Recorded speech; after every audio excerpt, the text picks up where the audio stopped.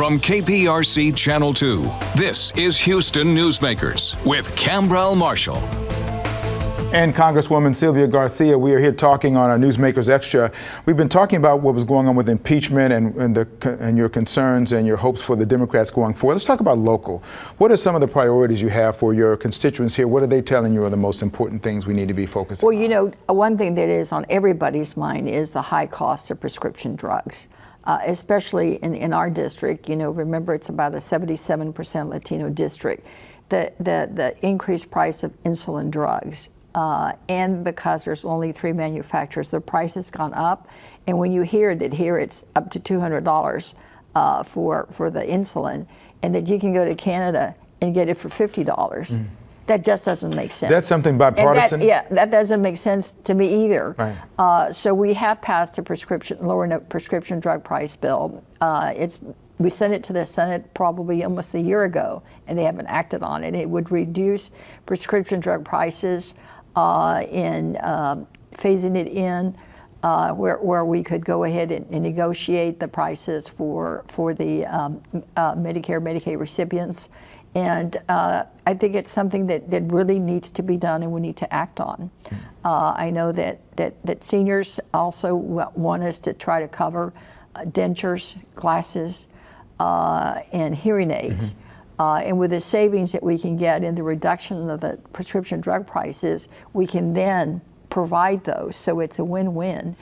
So we're looking forward to continuing to push Senator McConnell and the Republican senators to act on our bill so that we can move forward and do right by people. When you come home for the week that you're home now, is this what you do? You do a lot of opportunities to listen, first, you know, face to face. Obviously, you digitally, social media, you find out a lot of things, right. But this is your opportunity to go face to face with a lot of people. Sure, we've been, I have visited, I forget, 3 or 4 senior centers this week to just go visit with seniors and see what else is on their mind. And they, of course, one of them was so excited and said, "I've seen you so much in TV, I thought you had your own show."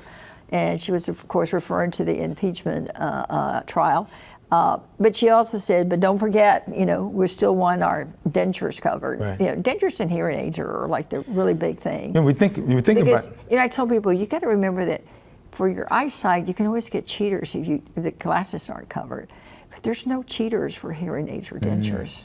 Good point. Those are the real deal, and they're very costly. Are you hopeful that the atmosphere in Congress will change anytime soon? As someone who's been there only a year or so, I mean, you've been there since 2018. Now, within your first year, you know the toxic environment in terms of the partisanship or lack thereof. Are you optimistic that that can change for the better?